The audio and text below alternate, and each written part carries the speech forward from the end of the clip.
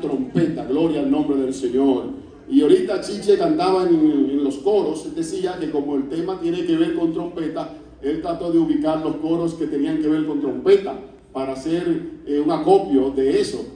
Odale cantaba la adoración, y este último coro que cantó también habla de que Cristo viene otra vez para hacer más hincapié, para hacer más empuje al tema de esta noche, para que usted se vaya en su mente y su corazón repleto de que la trompeta se ha de tocar y de que el que ha de venir tendrá. Gloria al Señor. Yo sé que para muchas personas el hecho de que Cristo viene le da lo mismo, porque quizás entienden que después que fue anunciado en el día cuando él ascendió al cielo, en el libro de los Hechos capítulo 1 verso 8, cuando él hablando con sus discípulos, él ascendió al cielo, pero le dijo que no se fueran y le dijo que esperaran la promesa del Padre. Y los varones que estaban ahí le dijeron: no se preocupen, ustedes lo que están mirando, porque ese que ustedes han visto partir, así como él se fue, también volverá. O sea, los varones que estaban ahí con vestidura blanca le dijeron: no se preocupen, porque así como ustedes lo están viendo partir, también volverá. Gloria al Señor. Y cuando se habla de lo que es la venida de Cristo, hay que hablar del rapto de la iglesia, porque yo sé que para muchos de nosotros hay una diferencia notada entre lo que es el rapto de la iglesia y lo que es la segunda venida visible de Cristo. Para muchas personas quizás es lo mismo. Hay muchos teólogos, muchos analistas, muchos exégetas que entienden que es lo mismo, que cuando se habla de segunda venida de Cristo es lo mismo que decir rapto de la iglesia, porque entienden que es una actividad única que tendrá lugar después del proceso de la gran tribulación. Y hay muchas personas que entienden que la iglesia de Jesucristo pasará por ese proceso de gran tribulación. Ahora bien, otros como nosotros entendemos y creemos que la iglesia será guardada de ese proceso de la gran tribulación. Y por eso es el rapto de la iglesia como una actividad diferente a lo que es la segunda venida de Cristo. Dos actividades con objetivos y propósitos diferentes. Mientras que en la primera, en el rapto de la iglesia, el Señor viene en las nubes y nosotros le recibimos ¿dónde? En el aire. Dice Pablo, y lo vamos a leer ahorita. En la segunda venida visible, dice Apocalipsis, que todo ojo le verá, aún lo que le ultrajaron, y posará su pie en el monte de los olivos. Entonces ahí la Biblia nos está dando una clara señal de que son dos actividades diferentes. Y hay personas que entienden que no, que la iglesia sí va a pasar por la gran tribulación aún dentro del mismo grupo de nosotros. Cuando hablo de nosotros, hablo de nuestra corriente, no de la iglesia. Pudiera que de la iglesia que sí, pero de nuestra corriente, muchos entienden que sí, que la iglesia pasará por el proceso de la gran tribulación. Pero allá ellos. Y tanta la teoría que creen que la iglesia pasará por la gran tribulación como la que creemos que no pasará, tiene mucho asidero bíblico. Porque se toman textos bíblicos que tú dices: oh, pero es verdad. Pero cuando tú analizas y ves todos los factores y haces una exégesis, te das cuenta que nosotros estamos del lado correcto. Sin tener que decir que aquellos se van a perder, porque no es un problema de salvación.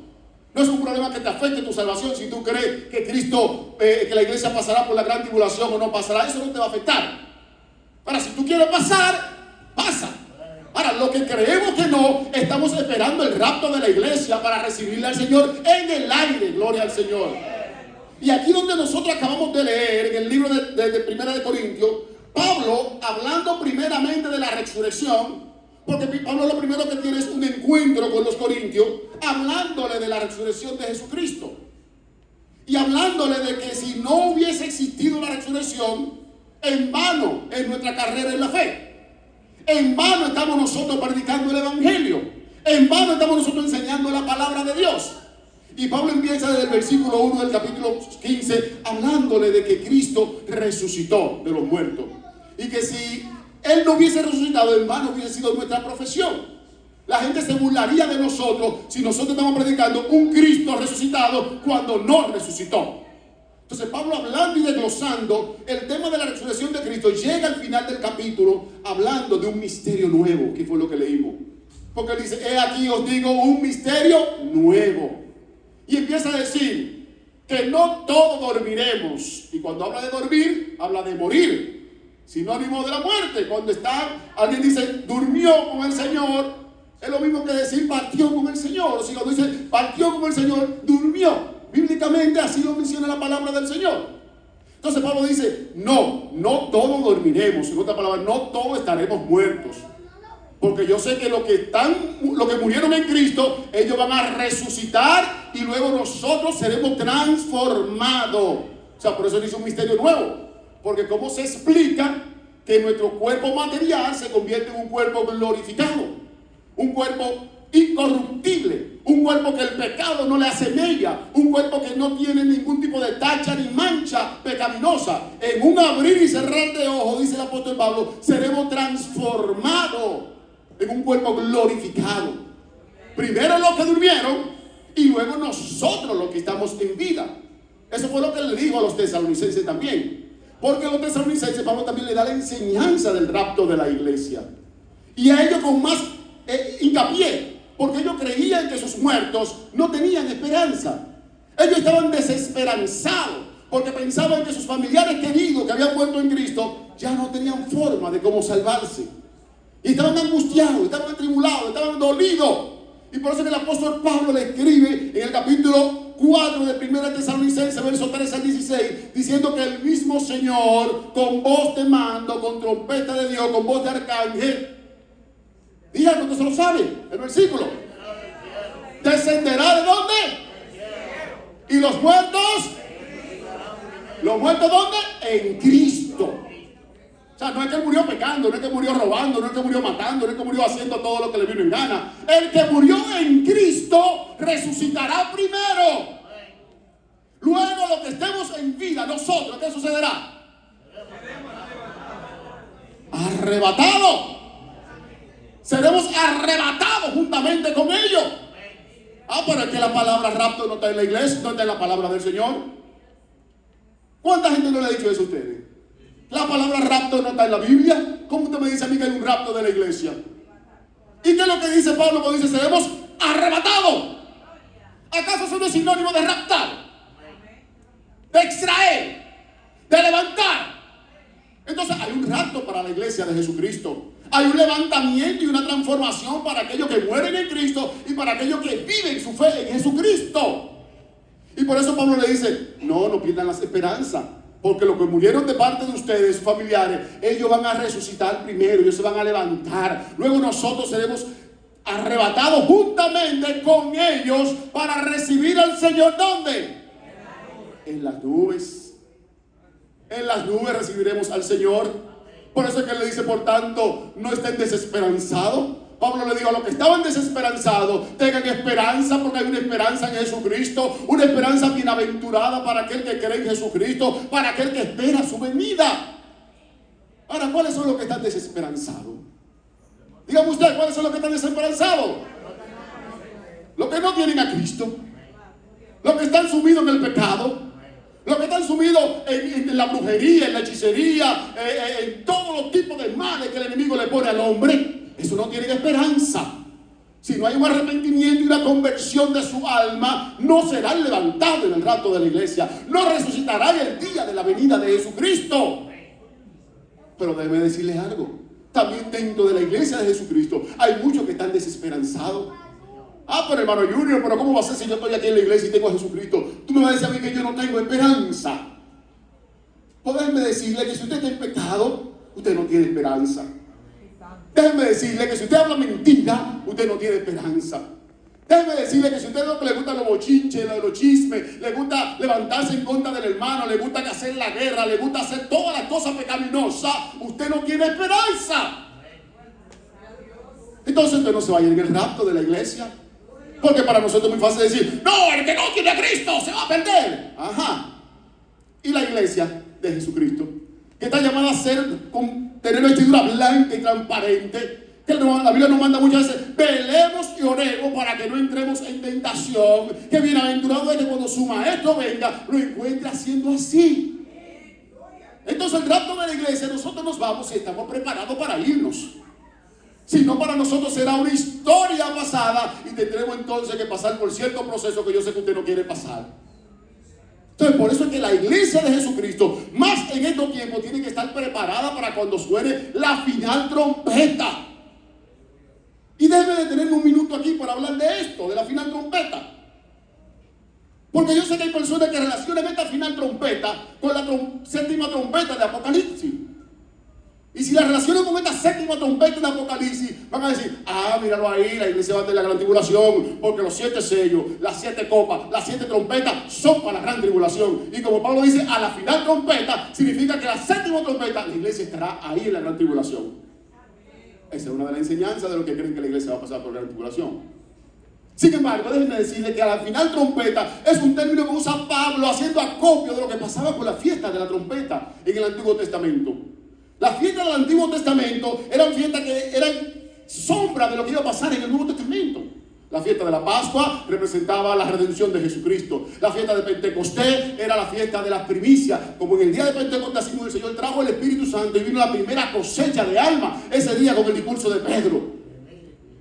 La fiesta de los tabernáculos representa lo que es el advenimiento de Jesucristo, la morada eterna, el reino milenario de Cristo. Así como el Señor vivía, el pueblo de Israel vivía en tabernáculo, en tienda de campaña en el desierto. Esa también es una representación de lo que Cristo fue a preparar para nosotros. Entonces la fiesta de la trompeta, que es una fiesta que se tocaban diferentes toques de trompeta por el levita. La última era más extensa, era más fuerte, era más rígida que la demás. En la última trompeta, en el último sonido, el levita tenía que esforzarse y sacar ese sonido de su estómago y que su alma resonara. Y por eso Pablo hace a la final trompeta, cuando venga el sonido resonante, tumbante, el sonido que se escuche por todas partes, ahí va a aparecer esa señal del levantamiento de la iglesia de Jesucristo. Yo no sé si usted lo está esperando, pero yo lo estoy esperando. Yo no sé si usted quiere irse, pero yo quiero irme. Ahora, para usted irse y para nosotros y para yo irme, tenemos que dejar las cosas pecaminosas que afectan nuestra integridad espiritual. Las zorras pequeñas que menciona la Biblia, hay que cazarlas porque son las que hacen daño a la viña del Señor.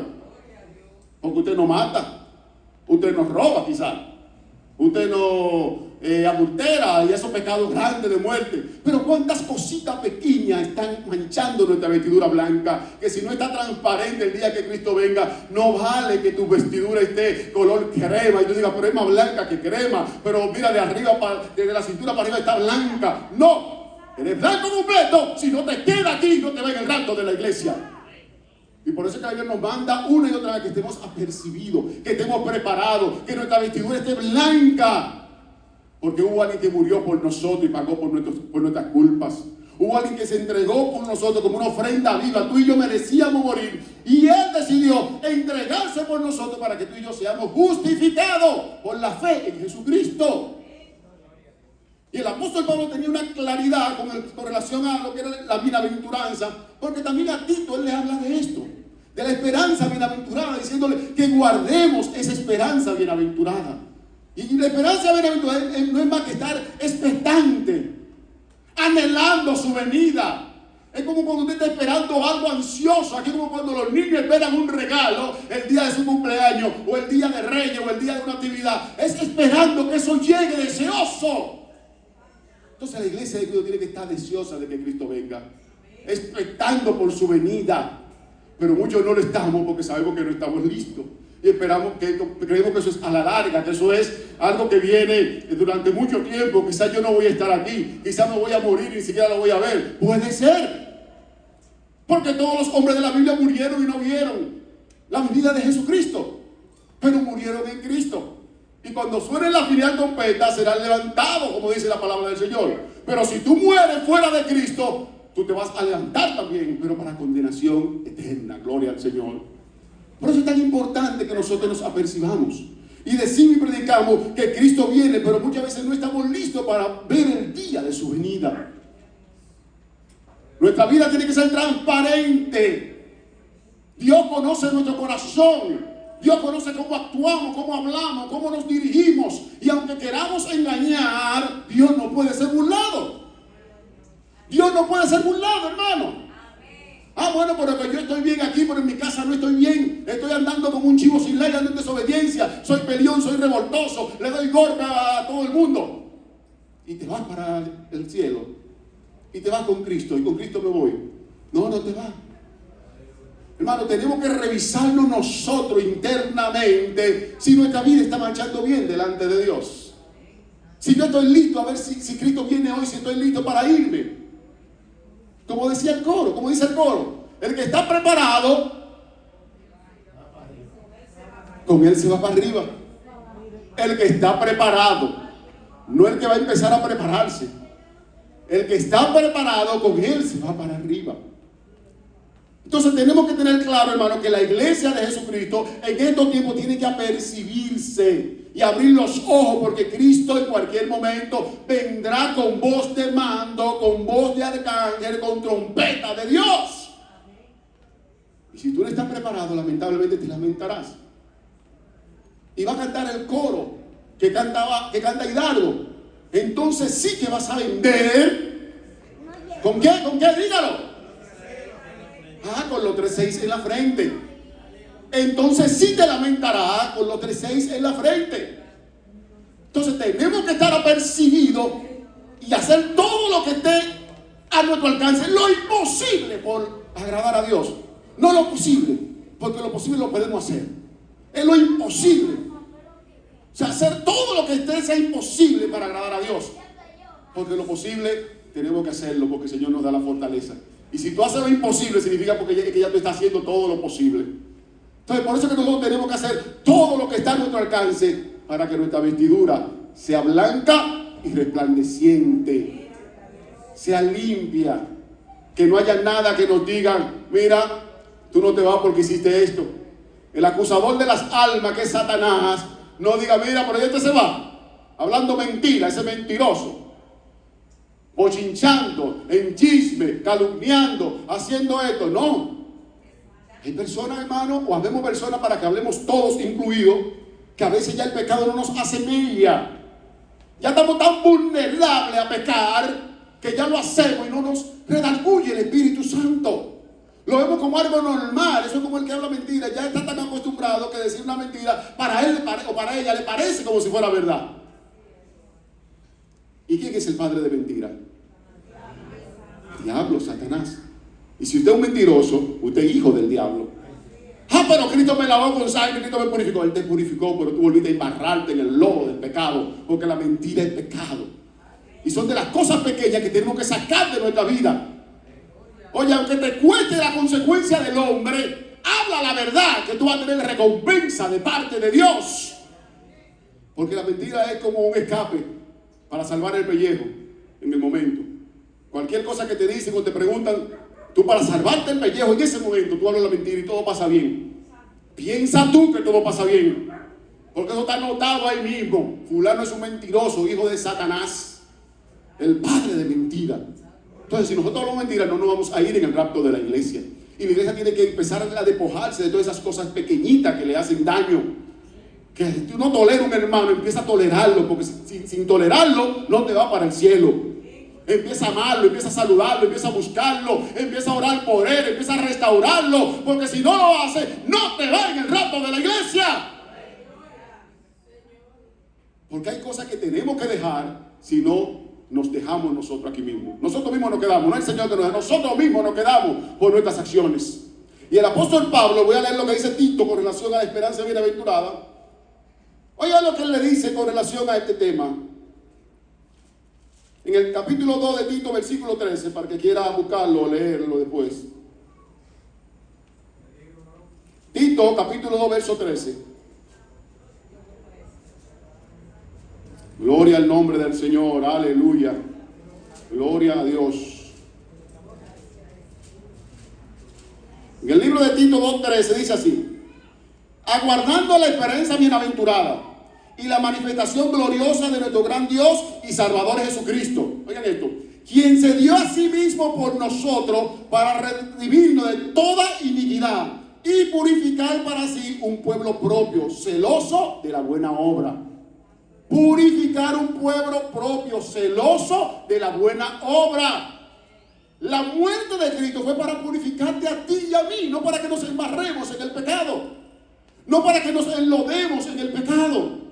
El pecado no puede tener cabida en nuestras vidas. Tú y yo tenemos que ser muertos al pecado, no muertos en pecado. Pero nosotros quitamos la confusión y en vez de ser muertos al pecado, ponemos muertos en pecado. Ya Cristo Cristo te libertó de la garra del pecado. Ciérrale la puerta al pecado. Ya Cristo pagó a precio de sangre y te purificó. Te lavó con su sangre preciosa. Si tú quieres irte cuando suene la trompeta, ciérrale la puerta al pecado. Porque eso es lo que busca Satanás. Mancharnos. ¿Por qué? Porque él es el acusador de los hijos de Dios. Y cuando tú pecas, lo primero que hace es acusarte. ¿Ves que pecó? Tanto que hablaba ahí en el púlpito. Mira cómo está hoy predicando del rato de la iglesia. Ven, míralo ahí, pecando. Mira lo que hizo ahora. Mira lo que hizo cuando llegó a su casa. Ah, pero así es que obra Satanás.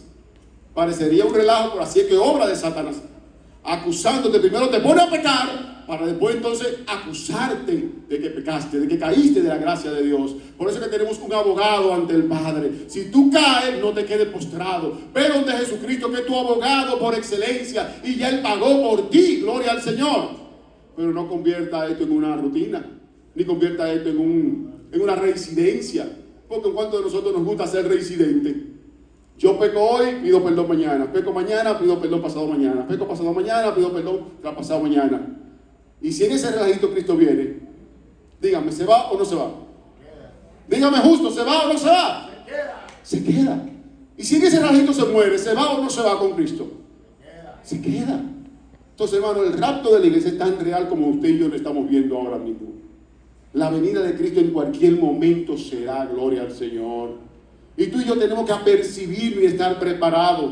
Porque si Cristo viene hoy, podamos decir, me voy con Él, me fui con Él. Ahora, si tú no estás preparado, tú pensarás que te irás con Él, pero te vas a chocar con la triste realidad. Porque imagínese usted que Cristo viniera y que de repente usted se quede y empieza a notar que hermanos que usted ve aquí se fueron con Él. Yo creo que la depresión lo va a matar ahí mismo. El dolor y el tormento de no haber sido lo va a matar. Y se va a perder. Porque no es que se va a morir y se va a salvar. No, si se quedó y se murió de una depresión, se va a perder. Porque no se fue en el rapto de la iglesia. Y si no fue en el rapto de la iglesia, fue porque no calificó para irse en el rapto de la iglesia. Gloria al nombre del Señor. Oigan lo que dice el apóstol Pablo a los tesalonicenses. Acerca de aquello que le gusta mucho. Ahorita Chiche decía que se despierten. Pero aquellos que le gustan dormir.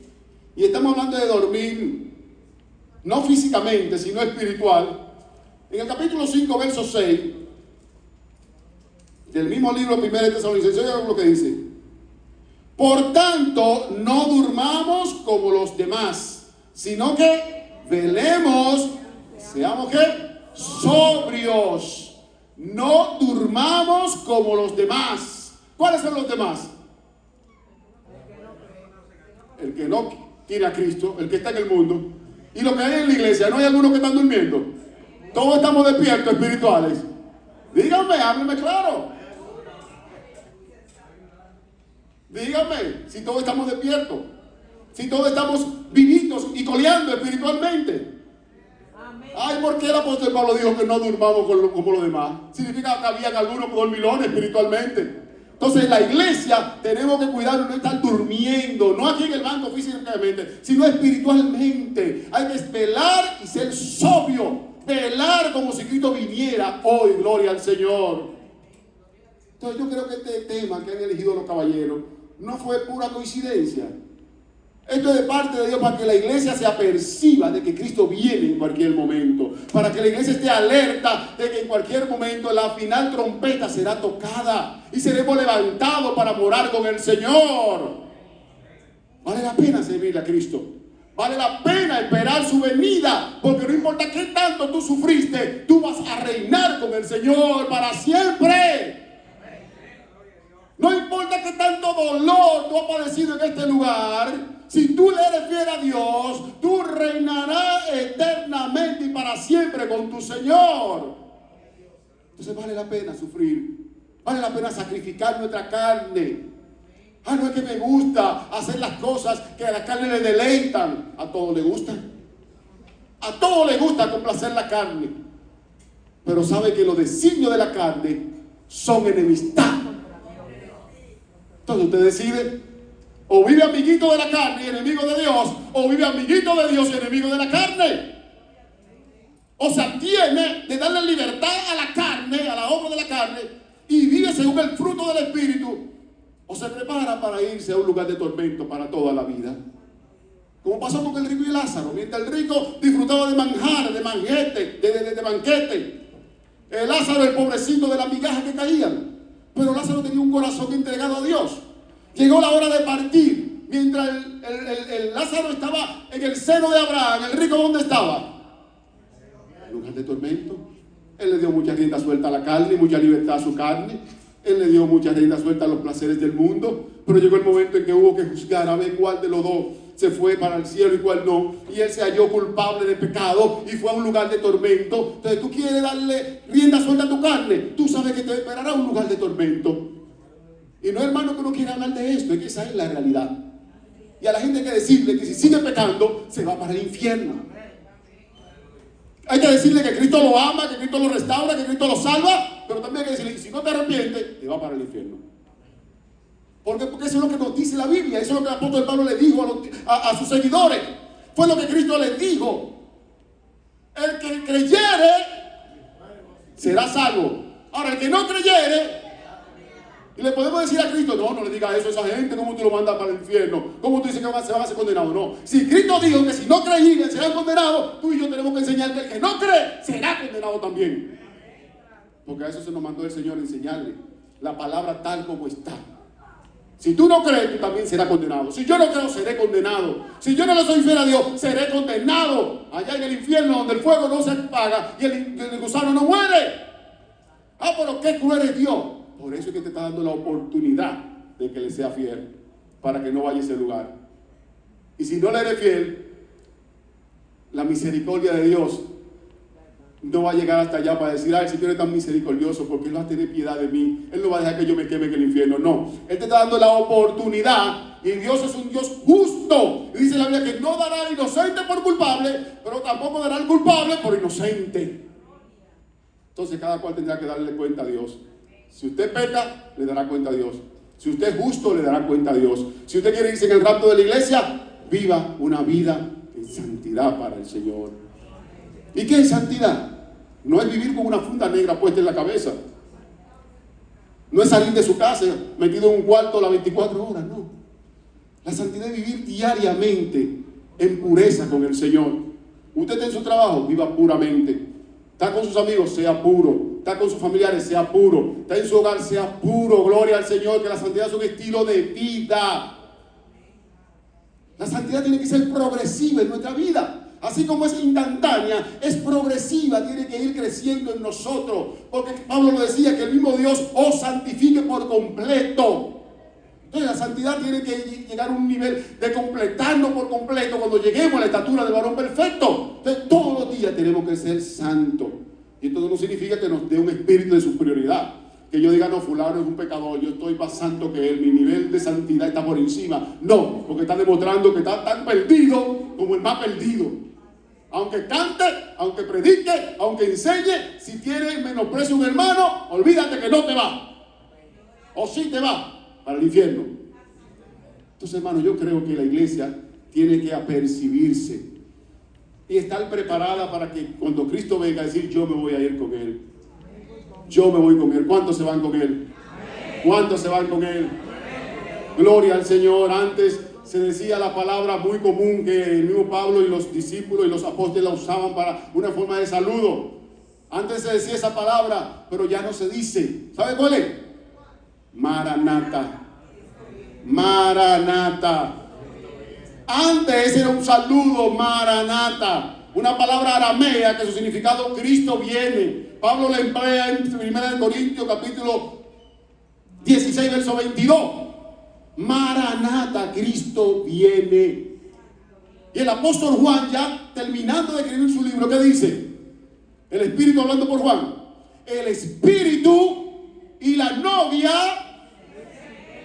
El Espíritu y la novia. Yo se lo voy a leer. Hay gente que está como medio dudoso, como que no, pero eso no lo dice la Biblia. Búsquese Apocalipsis capítulo 22, 17. Dice, y el Espíritu y la esposa. Hay versiones que dicen el Espíritu y la novia. ¿Y por qué la novia y la esposa no? Nosotros somos la novia del Cordero y en el cielo estaremos en las bodas del Cordero. Ahora, ya al final de esto de Apocalipsis seremos la esposa del Cordero. Por eso dice el Espíritu y la esposa dicen ven. Y el que oye diga, el que oye, usted y yo, el que oye diga, venga, ven. Y el que tiene sed, venga. Fíjense el contraste de esta palabra. El Espíritu y la esposa dicen ven. El que oiga dice ven. Y la otra palabra que dice, y el que tiene sed, venga. No dice ven, ¿verdad que no? El Espíritu y la esposa dicen ven. El que oiga dice ven. El que tiene sed, venga. El que tiene sed, venga y tome gratuitamente del agua de la salvación. Aleluya. El que tiene sed no dice ven, no, está diciendo el que tiene sed, que venga y tome del agua gratuita de la salvación que lo representa Jesucristo. Aleluya. Entonces, si tú tienes sed, ven y toma gratuitamente del agua de la salvación. Y ahí tú vas a poder decirle al Maestro, al Señor, al Cordero, al Esposo, ven, Señor Jesús. Aleluya. Gloria a Dios. Si tú quieres que Cristo venga, de un amén fuerte que retumbe en estas cuatro paredes. Usted quiere que Cristo venga. Aleluya. Yo también quiero que Cristo venga. Gloria a Dios. Ven, Señor Jesús. Amén. Que Dios te bendiga en esta noche y Dios te guarde. Amén. Gloria al Señor. Ven, Señor Jesús. El Espíritu y la esposa dicen ven. Y el que oye dicen ven. Y el que tiene sed, ven. La gloria al Señor. Dios bendiga la iglesia en esta noche.